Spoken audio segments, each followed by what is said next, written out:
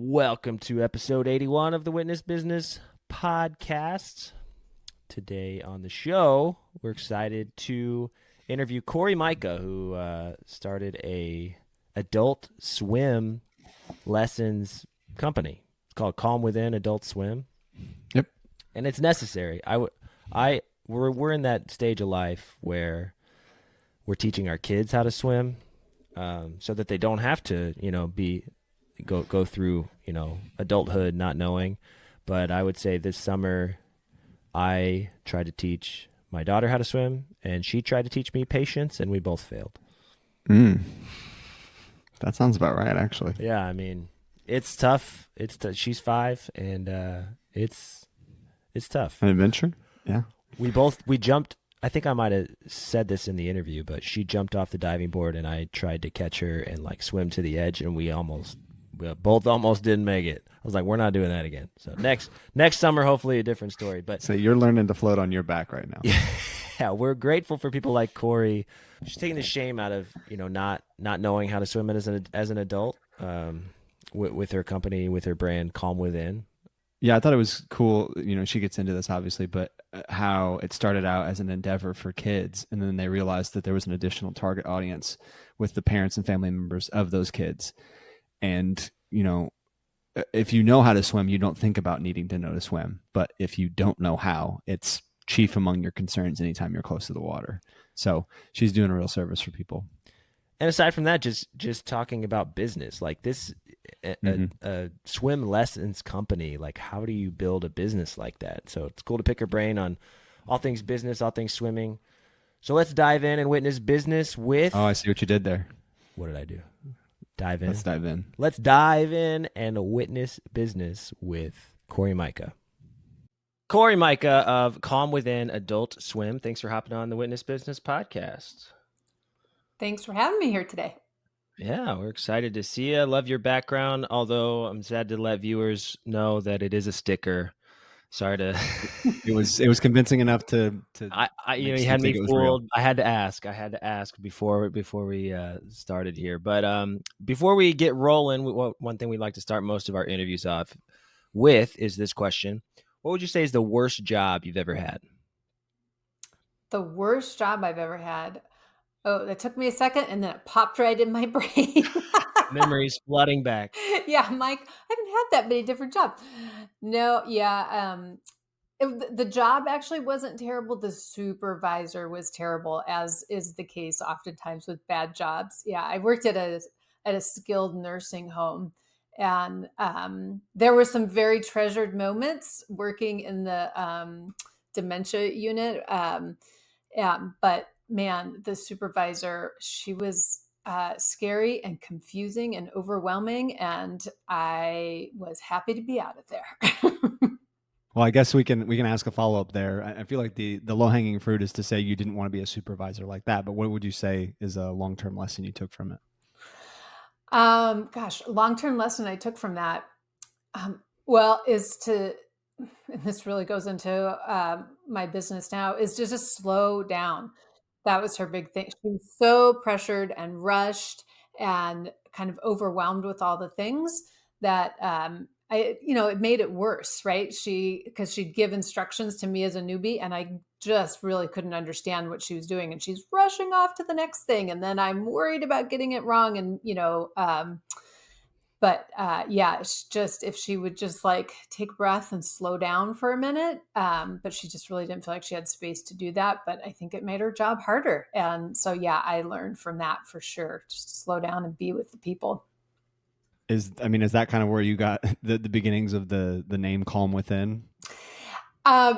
It is. Maybe subconsciously. Yeah. So probably more along those lines. We didn't start with the whole bit about slowing down, but it really, came through. That's what made us unique and special for sure.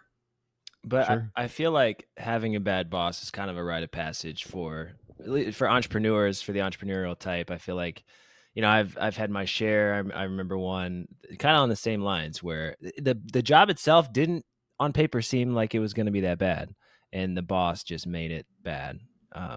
So I feel like like kind of like what Kyle was leading on to, like you know, having come from that, like the type of boss or the type of supervisor, the type of fill in the blank you don't want to be, and that helps you line you up, square you away, so that you are kind of who you want to be when it comes to And I mean, entrepreneurship.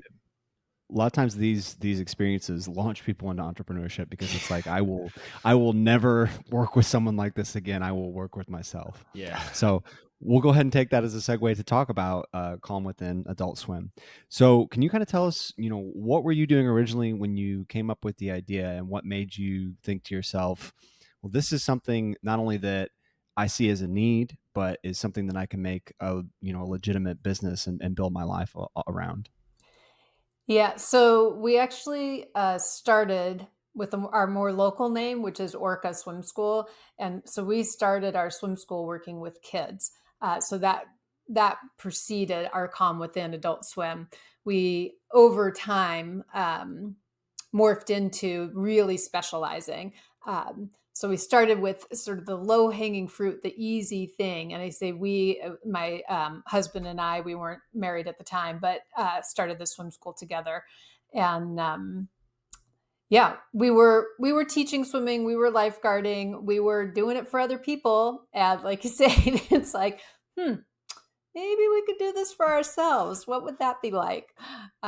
So yeah, that was kind of our inception of the time, to give it a try. Weren't married, didn't have anything to lose. God, yeah, that was pre the kids and all that kind of stuff. So So um, that being said, that begs the question. The kind of the theme of our podcast is, you have that idea, but then what? Because we've all had that $1 million idea. You're sitting in the shower, combing through all the $1 million ideas that could make you a millionaire. But the execution of the idea is kind of where the rubber meets the road. So we all get lost in 10 steps ahead, like, oh, this may be bigger than I am capable of.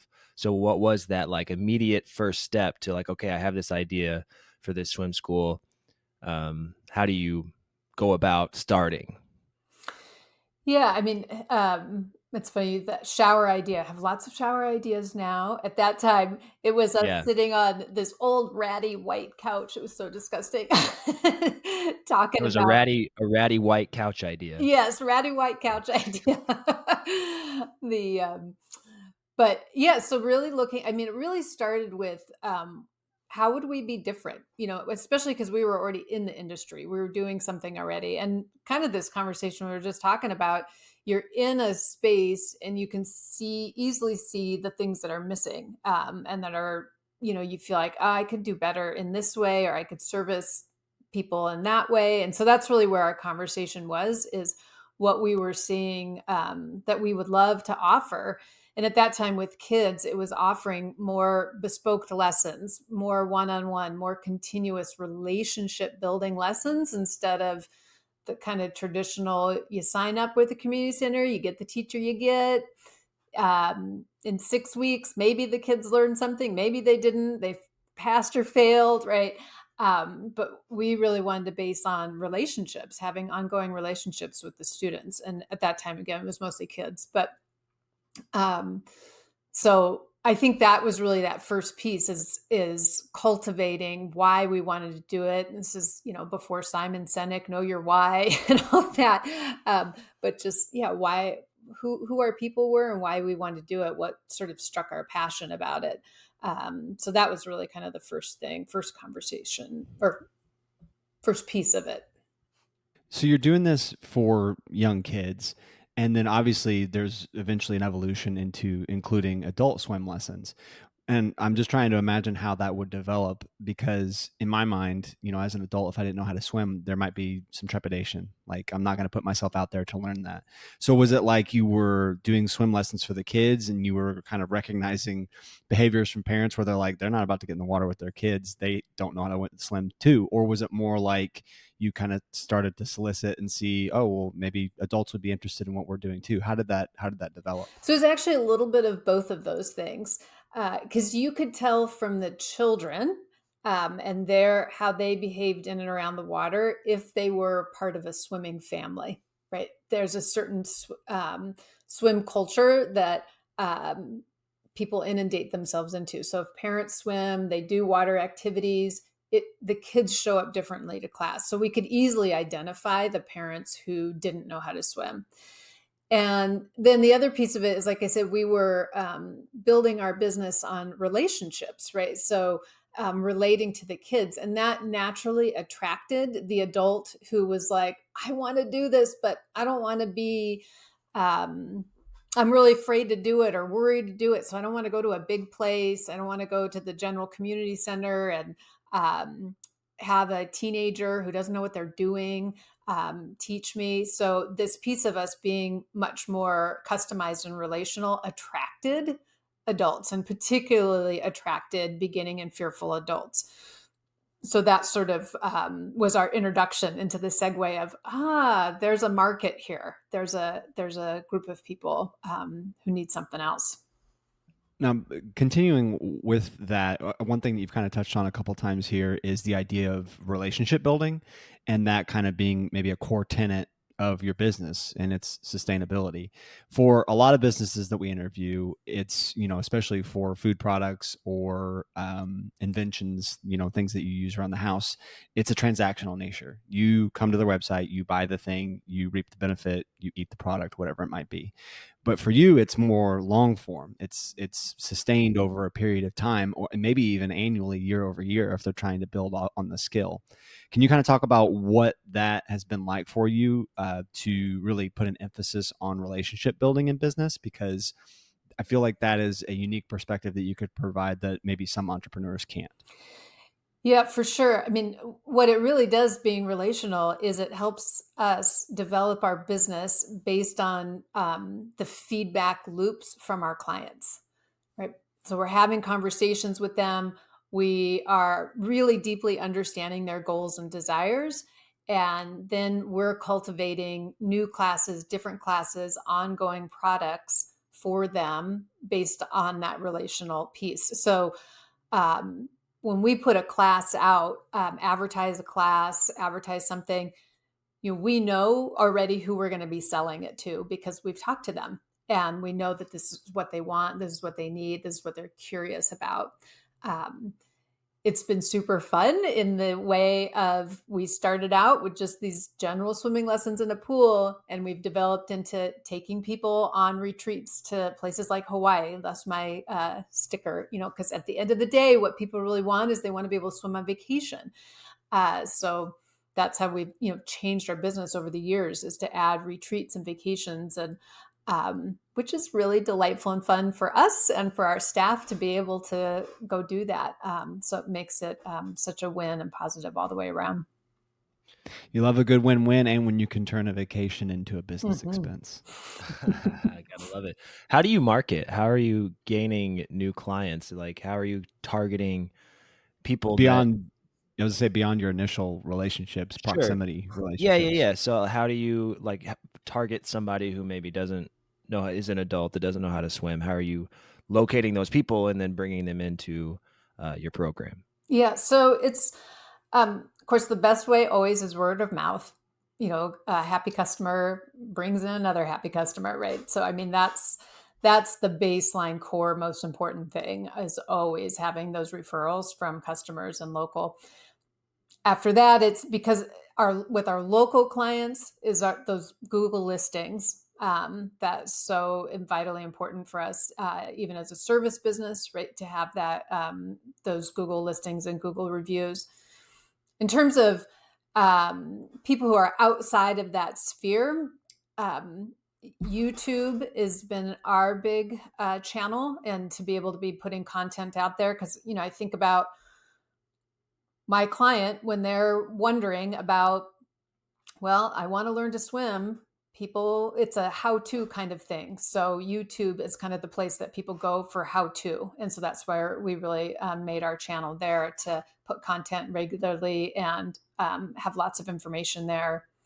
Our online classes, right? So people can spend a lot of time when you're talking about something that people are fearful of. They need a lot of time and information to really build up that know, like, and trust factor of, oh, these people are saying something different.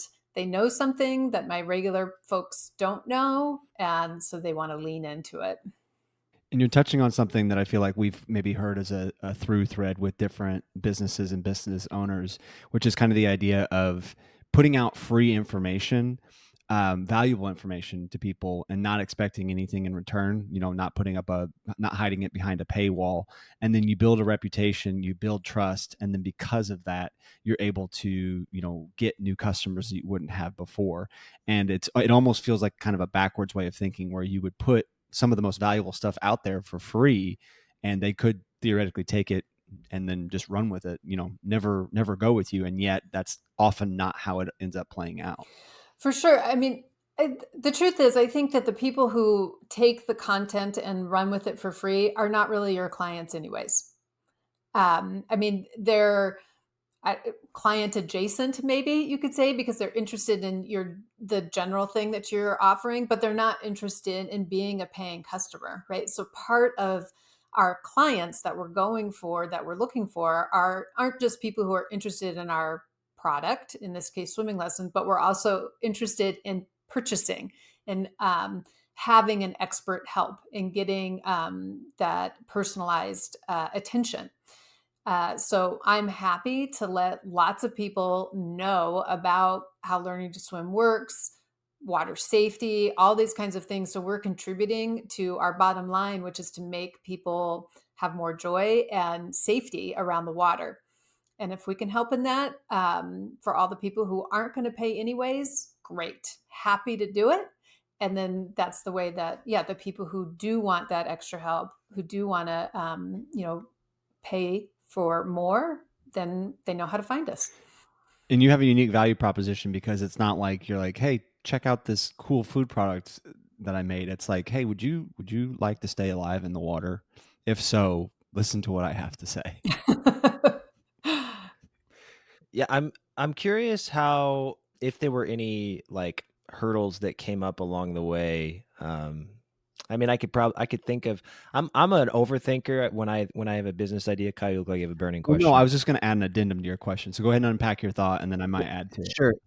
So I'm always thinking like 10 steps ahead. That's my problem. That's, why a lot of the prior business ideas that I've pitched to Kyle never got off the ground, because we're always like, well, what about, way far down the line? What if this happens? And we end up, talking ourselves out of it.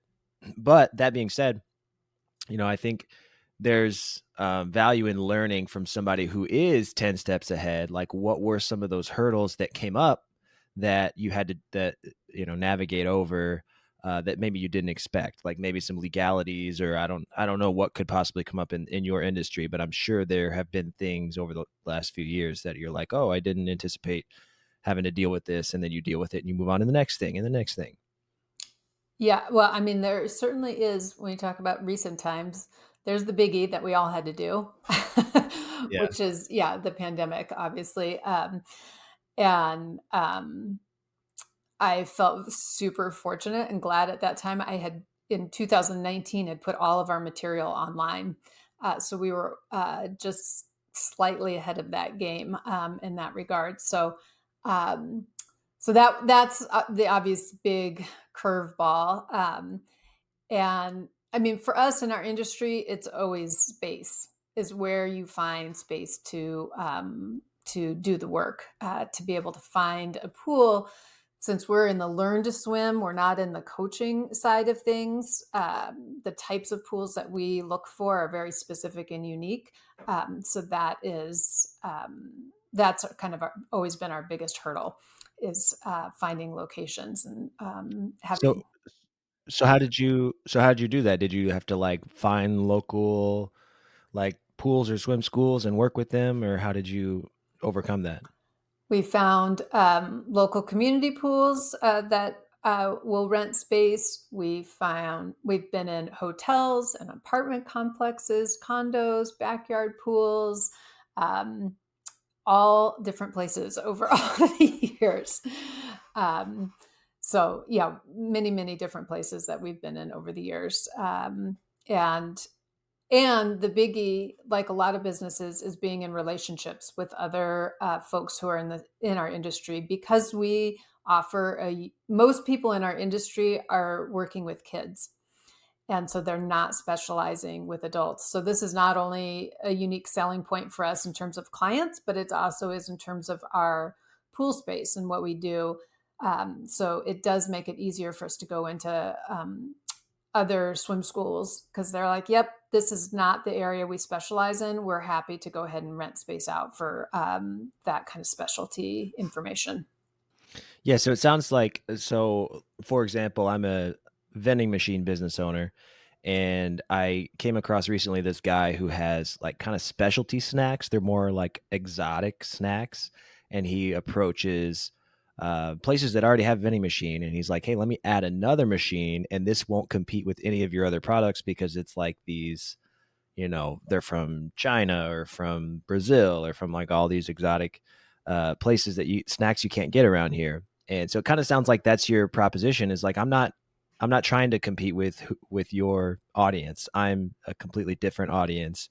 And so it's a value add for me to like use your space, or it's advantageous for you to for me to use your space, and I'm not crossing over and like competing with you. Is that kind of? Yeah, and not directly competing, but also enhancing then. I mean, I can see this with the snack vending too. Like, yeah, I want those interesting snacks I can't get here. And my friend just wants the Doritos and they can get it at the other vending machine. Right? Yeah, exactly. Yeah, so that's the same thing. You've got all these parents coming in who, really want to keep their children safe and have a good time, but that's why they're there bringing their kids in for swimming, or vice versa. We're teaching the adults and they have kids, right? So it's a really synergistic relationship. So to kind of build off of, maybe indirectly off of the question that Steve asked, what I had wanted to know is, you said earlier that you kind of got a feedback loop, and that helped you edit some of your classes and how things went. So how did the adult classes, from its inception to present, how did those evolve based on some of that feedback that you got? Because I feel like that kind of goes almost hand in glove with what you're describing here, as things had changed to begin with. Mm. Yeah, I mean, so it really started out with, like I said, we attracted adults because we had this more one-on-one relational experience with people. And I would just ask them, I'd get them to swim across the pool and I'd say, well, how was it? I mean, just very simple. Like, how was your experience with it? And they would give me this like deer in the headlights look and say, I have no idea. And I thought, all right, you guys are doing the stuff I'm telling you to do. If somebody looks at you, they'd say, oh, look at that person swimming across the pool. But their internal experience of it did not match because they felt afraid. So that clued me in that there was something else that I needed to address. I didn't need to just address their physical skills. I also needed to address their emotional experience of it. And so then through a series of, again, working with them to seeing, well, when are they going from feeling good to feeling bad, generally speaking? What other educational modalities are out there in the world that help people with their emotional experience that I can bring into the water that people haven't been bringing into the water? So generally speaking, you call it mindfulness. There's lots of mindfulness and now life coaching applications that we've brought into the water. And so that again made it different. And so then I just kept bringing in new things, seeing if it was getting to the ultimate goal. And the ultimate goal, and even that, people weren't able to articulate what their ultimate goal was in the beginning, but I got better and better at asking them about it. And we were able to see, oh, they want to feel safe and calm and be able to get air easily when they're in the deep end. The traditional program is about getting people to swim and get out. But what happens in the middle? So, a series of continued questions and inquiries with them, and really kind of co-developing and bringing things in from other places is how we developed and changed. It is really interesting to think of that way because, and I'm not making light of this at all. Like, it may sound like I'm trying to be funny, but I'm not. Like, it's very different to say that you are swimming versus trying to not drown the whole time. Like that's quite a different way to approach the whole experience. I mean, one of the things I hear a lot from people when I talk about what I do, they say, "Oh, well, I could swim enough to save myself." And I always that is a red flag statement to me because it inherently implies this idea of um, you aren't safe, you can't be safe in the water. That it's always this idea of having to get out. And when safety is outside of yourself, safety is a destination. You're not setting yourself up well, right? We have to have a certain amount of internal safety and physical and emotional to really be present and figure out what you want to do next. Is there an age that is it like 18 and up, or is there an age you start with? I'm just I have a thought. I'm just curious. Mm. I mean, we just say adults. And so we will take on a few teenagers because they don't fit well in the kids' classes. Um, but generally, most of our people are in it seems like they're getting younger all the time, or I'm just getting older, one of the two, a little of both, but mid 20s and up is generally who we see come out for things. But it's when their brain is developed in a different way. Kids' brains are different than adult brains. And so you have to learn and teach differently to an adult brain than a child's brain. Well, the reason I ask is because, my church actually just had a drowning at a summer Mm. camp, unfortunately. And I think he was 14 or 15. And the reason it happened is because they didn't do swim tests like teenagers didn't get a swim test. They just got a verbal, can you swim? Yes or no, basically. And Mm. I think he was embarrassed to say no. So he said yes. And he wanted to participate with his friends. And they were out in this like water park, deep end, like inflatable water park in the deep end of the lake. And he went under and drowned. Mm. And I'm curious, like, um, if there's a place, I guess, for that for them because they're too like you said they're too embarrassed to like admit I can't swim. Maybe that's a problem in adulthood too. Is there's this shame involved? You hit a certain age and you're like, your friends are like, you can't swim yet. Like, what's wrong with you? So how do you battle that, teenager or above, when it comes to your business, when it comes to swimming in general? Yeah. First of all, I'm really sorry and sorry for that family. Yeah, That's a tremendous loss. yeah, it was a pretty brutal brutal experience for our church community and everything, Yeah, and for that family. I can imagine.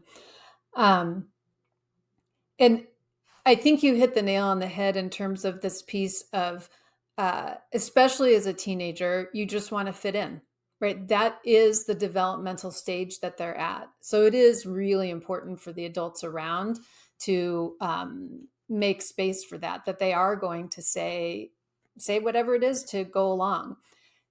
The other piece of it is when you say to somebody, "Well, can you swim?" It's a very open-ended question, and it's not very well defined. What does that mean? What does that actually look I like? can I can splash around in a 3-foot pool, no problem, but the being in the deep end is a different animal. Exactly. And there's also, I mean, I say this to my students all the time. They actually do need to identify as a swimmer. It's good to identify in that way, but you have to know that there are levels and stages. It's just like, I mean, you guys are talking about, you have sounds like young kids when they bring out that first board book and they are reading it, which means they're either making up a story or maybe they're reading one or two words on a page, right? We say to the kids, "You're reading." And it's really important to say that. "Oh, look at you reading," right? Because it helps develop their sense of autonomy and like feeling really good about it and wanting to lean into it more and identifying as a reader. So, but just because they can read the Dick and Jane books or whatever the most basic book is, right, doesn't mean they can read Shakespeare, and it doesn't mean that they need to. But as you say, if there's a deep end, they were going to be on a stage and needing to orate Shakespeare, you'd need a higher reading level or a different reading level, and same as with swimming. So it's really sort of understanding there's a nuance of how people participate, what it means to be safe to participate, um, and giving enough space for people to be able. One of our things too is I tell people all the time, it's perfectly good and legitimate to participate with a life jacket on. There are swimming activities that I do as a very proficient swimmer.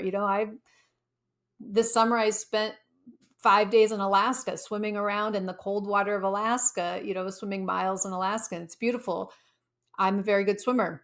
But when I get on a jet ski, I put a life jacket on. So normalizing these safety procedures for different things. So um, it's not really answering your question in terms of how you stop it, but you just have to have more of a conversation and to understand that being in and around the water is very different than other activities that people go out and do. That we do have, you only have a minute, right?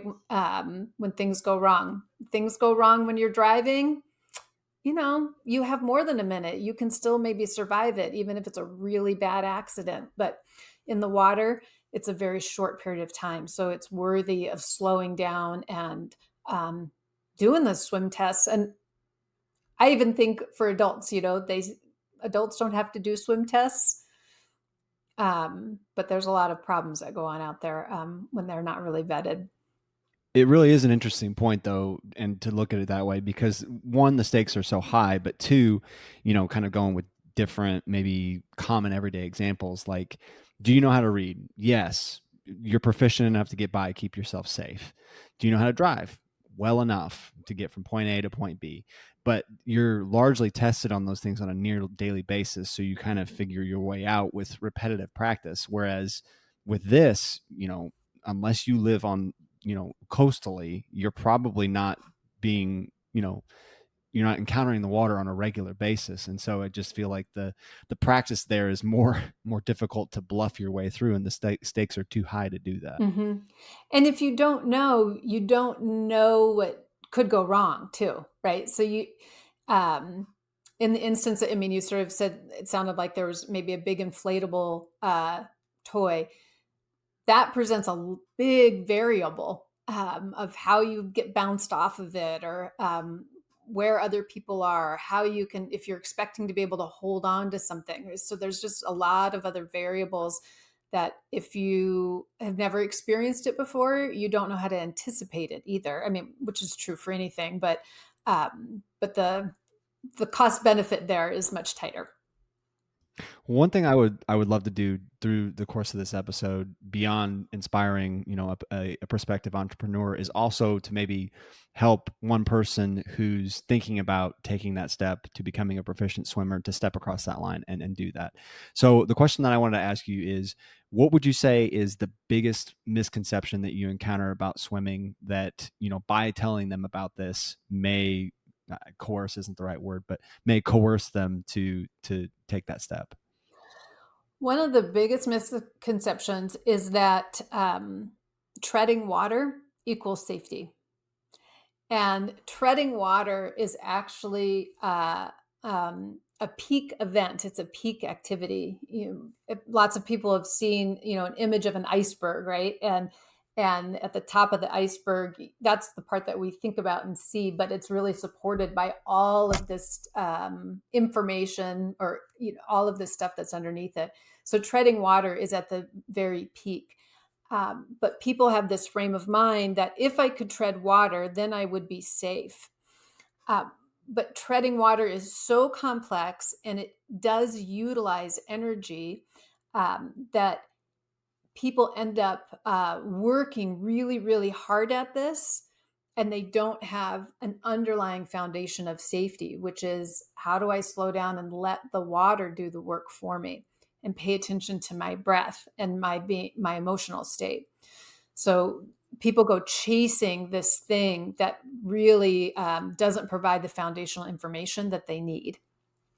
So almost kind of like, if somebody needed to sprint for a second to save their life, they could. But if you need to go on an extended run, if you don't have those core principles on how to run, you're going to run into a real issue quickly. Yeah. I mean, it's the classic thing you see in the movie all the time. You're running away from the bad guy. and people trip and fall, right? Because they're frantic and they're freaking out. But there may be perfectly good runners or mover abouters in the world, but when we're in that state, we're not as efficient. Yeah, and the problem is that everybody writes themselves in as the hero of that story because the hero, despite no experience, can do that thing perfectly. And then they're like, I am that person. I can do that. That's the whole reason that those action movies have the appeal. Yeah. Yeah, it's amazing. Like I tried to catch my daughter off the diving board this summer. She's 5, and it didn't go very well. I mean, I didn't want the lifeguard to have to jump in after us, so it was a success if you're looking at it from that angle. But I thought we were gonna die. I was like, we're not doing that ever again. Maybe next summer. And then there's this little girl who's younger than my daughter who took a lesson and can just float. Basically, she jumps off the diving board, pops up, floats on her back, and then kicks her way to the side. I was like, that's amazing. She used like no energy to do any of that. And I'm over there just like, you know, treading for my life, trying to stay above water. I was also holding a 40-pound kid, but I give myself some credit. But I think all that to say, like, it's kind of what we're saying here, that having the foundation is important when, if you need to tread longer than a couple minutes, like you're not going to, not having that foundation is going to prove problematic, I think, pretty quickly. Water, and I think we just need to take the shame out of, I think that's kind of what I was getting at earlier with my question is like, I appreciate what you're doing. And I think it does, um, take the shame out of not knowing how to Stigma. swim. Yeah, Yeah, there's a the stigma. stigma, and I think that's the, like, for example, a couple summers ago, was it last 2024? I think there was a CrossFit Games athlete that drowned, and he was like the best swimmer in the field. He was an ex water polo college athlete. Everybody thought he was going to win that event, and then he drowned. And the years prior to that, people were like, why are there lifeguards at CrossFit Games events? These are the fittest people in the world. And it's because of that. Like, this guy's one of the fittest people in the world, and he drowned in a lake swim, like not even an ocean swim, a lake swim. So I think anything can happen. Water is scary. It doesn't matter. You could get, like, even the inflatable thing, you could get smacked in the head by your friend on accident and go under and nobody notice, and it only takes a couple minutes. I would say it's not scary. I would say it's unpredictable. And so through classes like this, people can be prepared to handle the variables that they can handle. And that's the biggest thing. In so many ways in life, we're all striving for some modicum of control. Absolutely. I mean, one of the things that I teach our teachers is we have a very basic foundation that we start with people and that we're getting people to understand and know how to do. And then from there, it's about introducing chaos so that they learn to go back to the foundational things over and over again. It's not that you're then reaching for all these big, complicated things, that you keep coming back to your presence and your breath and feeling your buoyancy. These are the foundational pieces instead of, just, I love that image of two different ways that somebody jumps off a diving board: jumping in and letting the water hold you and chilling out and not being in a rush to get to the wall because you got air and the water's holding you, versus this idea that jumping in, now I have to keep myself out of the water, which is very hard to do. It takes a lot of energy and work. And if you're trying to do it for two people, it's even harder. And I will say it is a success because you guys are both alive. So whether or not a lifeguard had to jump in after you or not, it's still a success if you're both alive. Because unfortunately, that's another common way that people drown. You have a parent and a child that drown. So I'm glad it was successful. Yeah. I wasn't worried that, like, we were gonna actually drown. It was my pride that was gonna take a hit. Somebody had to save us. No repeats for you. Yeah. Now, obviously, I feel we've well tread on the fact that there's an incredible amount of value, and we're thankful for the work that you're doing to help all these people who have an interest in swimming as an adult.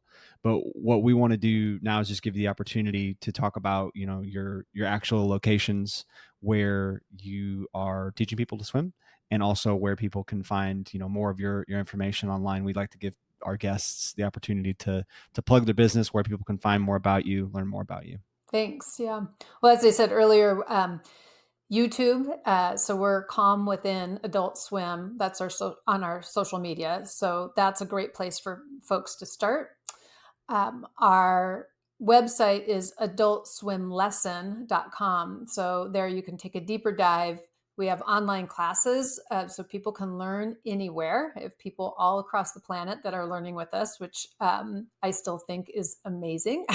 And, so as long as you have a local place that you can implement, we just give people tiny, tiny steps so they actually can go out and do it themselves at a lifeguarded place. And then our in-person classes, we do most of them in Seattle, Washington, but then we also do retreats in Hawaii and Mexico. And so we do classes that are for our local community here in Seattle, but we do a lot of our classes in a retreat style because we know this particular service is unique. And so we get people who fly in and come in and take the classes over a short period of time, and then we support them when they go back home how to implement it at home. There you go. I mean, I feel like it's really easy to complain about how the internet is changing things for the worse, but here you are teaching people across the world how to swim, and how cool is that? Yeah, so fun. So, Cori, one of the things that we do near the end of every episode is we have a listener question. So people write into me at Kyle@witnessbusiness.com, and Steve and I will comb through the questions, and we will pull ones that we feel like are a great fit for the guests that we're having on that day. So I'm pulling up your question now, and today's question reads: I want to start a business, but I'm concerned that I don't have a big enough target audience for it to be sustainable. What should my next steps be?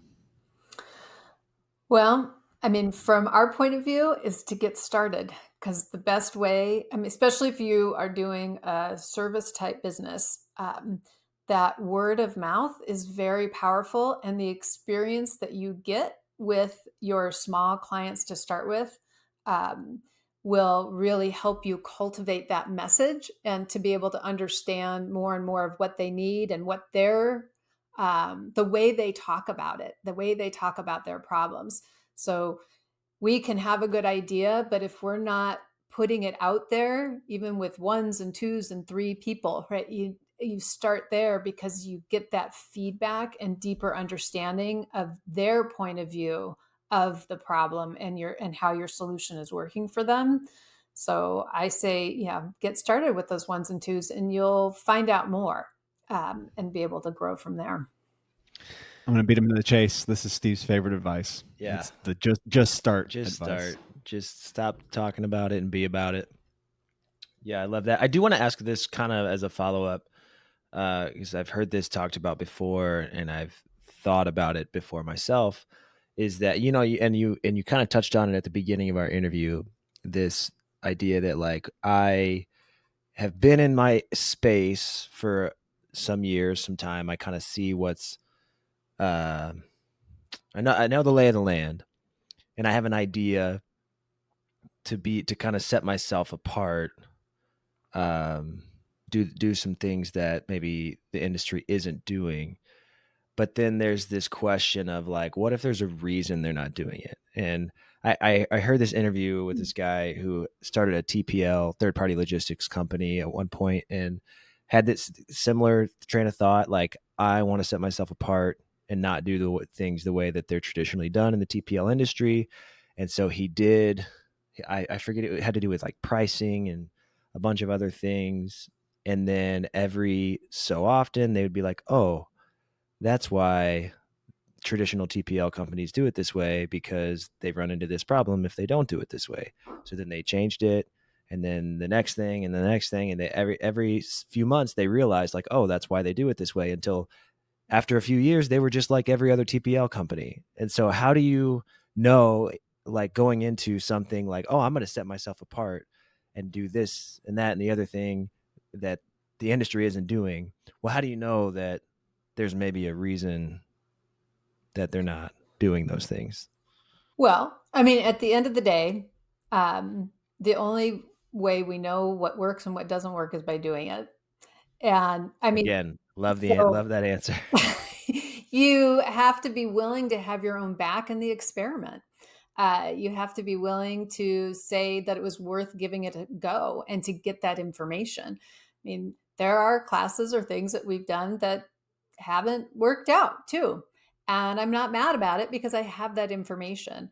And I mean, some of it would come from really knowing, as the example you're giving, maybe some of it could be overcome by talking with people in the industry and to ask them why they don't do this or don't do that. And so you can do some of that background. But I'd also say the thing that we have to keep in mind as entrepreneurs is the one thing that will always be different about our business is us and our unique way of running the business or the unique way of looking at it or our unique relationship with those customers. So even if, as the example you gave, they ended up rolling out the product in the same way, but there's something uniquely different about each of us that shows up to the table. And so you can't discount that too, that they're maybe they make better sales because of who they are, even if the product is virtually the same. There's some piece in there that people are more attracted to buying it from them than somebody else. There's only one you. Only one. There's only one person that can run a business like you can. Right. Well, Cori, thanks so much for letting us pick your brain today. This has been very insightful. I'm glad to hear about what you're doing. I think you're really, making the world a better place by, you know, giving adults a place to go when they don't know how to swim. So we just appreciate what you're doing. Appreciate you hanging out with us today, and we wish you nothing but the best. Thank you so much for joining us. Thank you guys so much for having me. This was great.